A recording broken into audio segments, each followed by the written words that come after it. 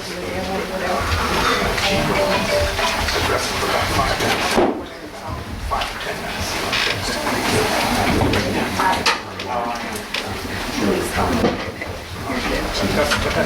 That's it. 5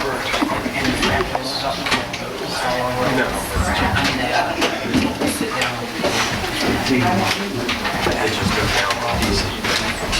Do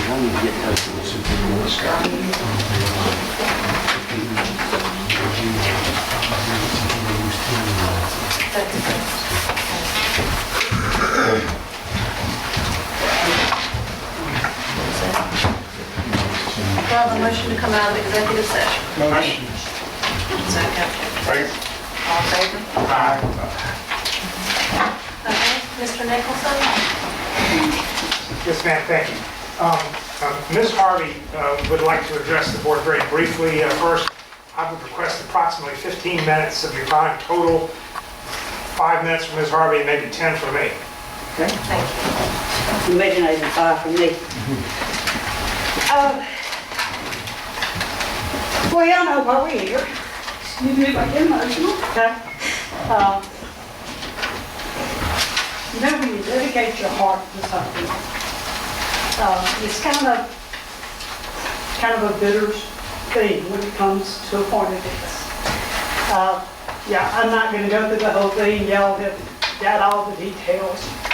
Just kind of summarize, you know, this is taking a toll on me, my entire family, mentally, physically, emotionally, the whole bit.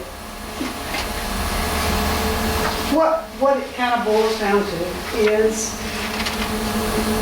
almost say, who are you going to believe in? But who do you believe, basically? The incident that happened, you know, I acted in good faith. I was acting under what I thought I had been told by my supervisor I was approved to do. When I asked Ms. Hamilton about it, she told me it was okay. Everything I did from that point on was acted upon under those conditions. It was kind of a shell shock when it all happened. Needless to say, when Ms. Hamilton and Mr. Simpson told me to turn your keys over, you know, I was in shock. What have I done? What have I done that I am a immediate danger, a threat to the school district?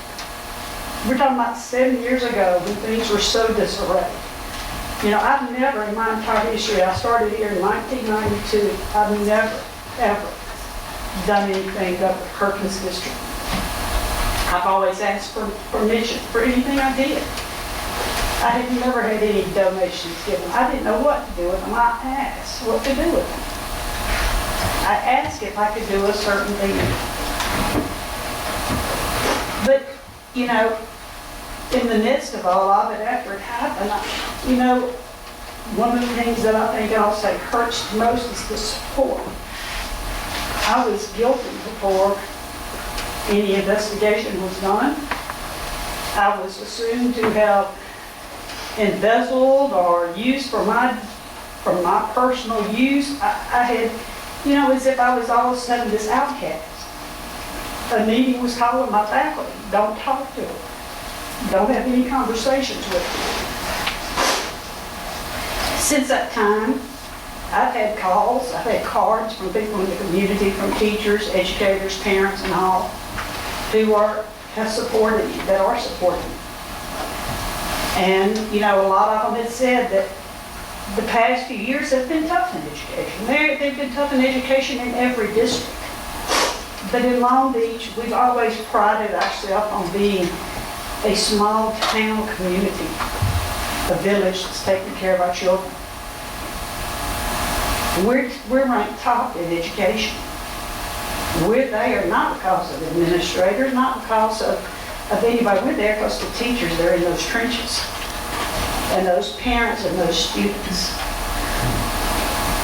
But with all the push from a national level on state testing and requirements and guidelines and where you rank and all of that, it seems as though priorities are and I won't say priorities out of focus, but it's as though those people in the trenches, and a lot of them people are feeling pressure. They're feeling intimidation, they're feeling threat. I had a conversation with Ms. Hamilton back in the fall, and I voiced these opinions to her, saying that, a lot of our teachers were feeling that way. I don't know what's going to be the outcome of this. I beg of you as a board, no matter what, listen. Get out there and listen. Listen to your teachers. Listen to your administrators. Listen to your parents and the community. There are people out there that they aren't happy with things. They're concerned. I'm going to say they're upset, but they're concerned about the way things are heading. They're scared to come forward. They're scared to come and say anything. They're scared of intimidation. They're scared of threat. They're scared. As God's my witness standing here, I've had them tell me that. So please, whatever, let this be an opening experience to see what's happening. We have teachers that used to beg to get into Long Beach to teach. And now we've got teachers that are feeling so overwhelmed that they want to know where they can leave, but they can't leave because education is so awful right now. But tonight, it comes down to a situation that you make is, you won't say who to believe, but it's kind of like who to believe. Ms. Hamilton has an outstanding reputation. She's been a wonderful superintendent. She's been a great leader in this community. So have I. I've never lied to y'all when I came before, never had a reason to. When I say that I asked her about permission to do this, I asked her about permission to do this. I even went and did a lie detector test. I didn't wait weeks after, waiting to get my head screwed on straight to make sure I could do something. This happened on a Thursday. I went on a Monday and had a lie detector test. It takes a 6 to pass a lie detector test. I scored 13, stating that I had asked permission that these funds weren't used for anything for school, that I acted in good faith. So where it looks like it's coming, and that's where the crux of everything is. The crux is, did you act with permission or not? If I acted with permission, then where is your fault? As far as the money being placed into a PTO account instead of a school. Did I not turn receipts in? There are times I didn't, yes, I understand that. But there were a million things going on. Is that an excuse? No, there were 22 of my teachers that had lost their homes. We had kids that had lost. We had parents that had lost. We were trying to put a school back together. We were dealing with morale of teachers, trying to keep them going, because some of them didn't have home to go to. Some of them, we had teachers living with teachers. So as the leader of that school, I felt it was my obligation, my duty to do what it took to keep that school together. And to be able to put money into the PTO was a way that I could help the teachers and have morale around that school, and not just the students. We have school money we can spend on students. That was the premise behind it. So, when it comes down to it, and I don't mean to say that you can believe one other, but either, you can believe me that I acted in good faith, that I had permission, I have documentation to back that up. Or Ms. Hamilton who says that she didn't tell me that. Now, it's her word, it's word against word. I do have some proof. She has her word. But that's the whole proof of it. That's the whole premise. Where is it? I acted in good faith. I did what I thought I was supposed to, what I had permission to do. And I only ask that you look at that and make the right decision. Thank you.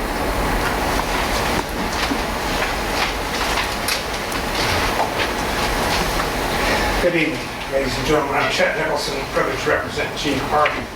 Before I begin my formal remarks, you all, of course, are aware that we had a lengthy hearing, lasted several days in front of a hearing officer. And under the statute, the board may delegate the hearing to a hearing officer. But if you do that, the statute requires that each one of you have read a transcript of the hearing. And so, by way of a very brief voir dire, I would like to survey you and to see if you all had an opportunity to review the transcript. Ms. Delaney, did you have a chance to read the transcript? I did. You did. And Mr. Hamilton, did you? Mr. Carpenter. Carpenter. We changed seats. All right, I apologize. This is the only one that changed. Yes, sir, I did. Good. Ms. Johnson, Yeah. Ms. Pierce, and Mr. Stubbs? Yes, I did. All right. You all know Jean Harvey. She's a longtime employee of this district. My understanding is she has a spotless record, 26 years of public service, and she's been the principal, or was the principal, of the middle school since the 2003 school year. Then came Hurricane Katrina, and it changed everything. Teachers without housing, students displaced, buildings destroyed. One little PTO account in the greater scheme of things during that frantic time period was not so important a matter as it ultimately turned out to be in the life of Jean Harvey. The PTO account, I think you're all familiar with the basic operation of it. Account that's maintained at the Hancock Bank, not a school account, subject to the usual rules and regulations. And the account was actually under the physical possession, the books were, of Beth Cuevas, who was the purchasing officer for the district. But my understanding was she had a child at the PTO at the time. I'm unclear as to some of that, but it is clear to me that Beth Cuevas had the checkbook. She's the one who had check writing authority. Jean Harvey didn't write a single check.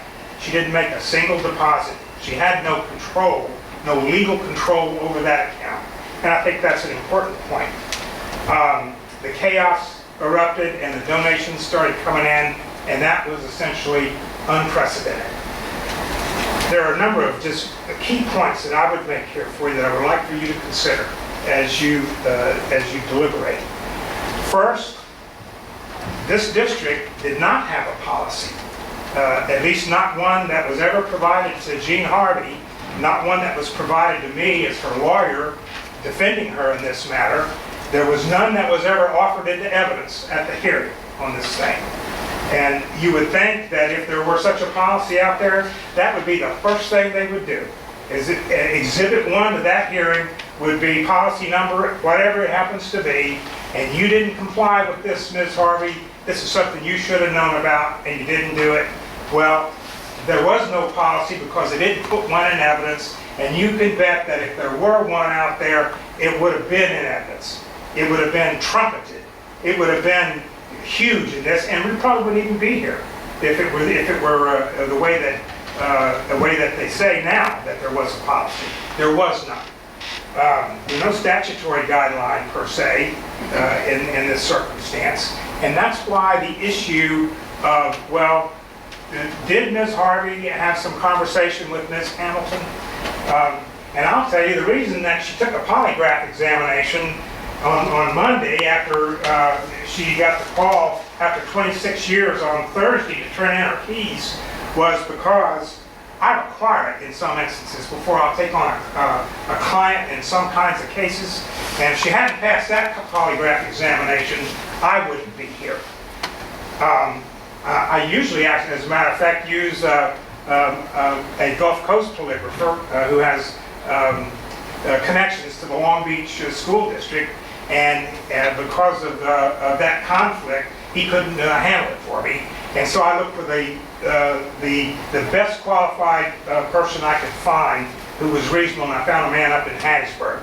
And I noticed that the report, such as it was, that the hearing officer compiled didn't make mention that I saw of the polygraph examination. It's in evidence, though, and I hope that you read that because it's an important document. Normally, they're not, polygraph examinations are not admissible in court proceedings. There are some exceptions, but they are widely used in administrative and law enforcement proceedings. Every law enforcement agency of any consequence uses them for internal affairs investigations, for hiring, and for screening confidential informants. Every federal law enforcement agency employs polygraph examiners. The state of the science has evolved to such a point that they are generally reliable.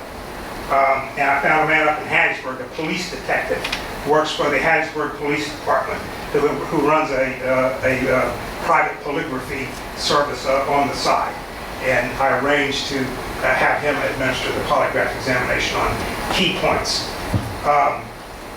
And the key points, and I would go back to 1, no policy. 2, Harvey never deposited any funds in the account. And I'm going to get to this polygraph in a minute. Harvey couldn't control the account, never wrote any checks to herself or to anyone else.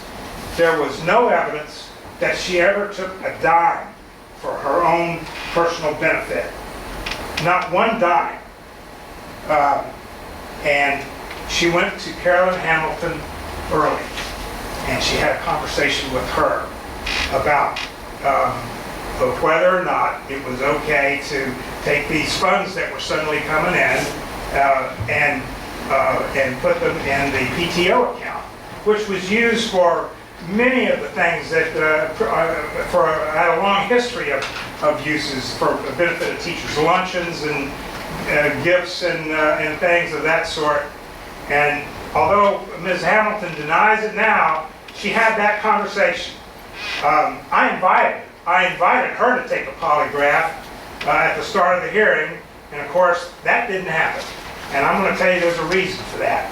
I'm going to just read to you the 3 relevant questions that I think are huge in all this. Relevant. Question number 1, this is to Jean Harvey.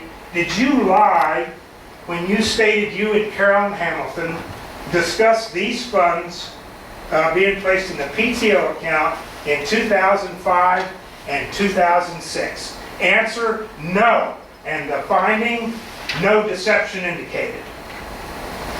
Question number 2. Did you, Ms. Harvey, ever misappropriate any of these funds for personal gain? Answer, no. No deception indicated. Question number 3. Did you ever knowingly misuse these funds during the performance of your duties as principal? Answer, no. No deception indicated. You know, I mean, could the man be wrong? Well, I guess maybe he could. I'm not saying he's infallible, but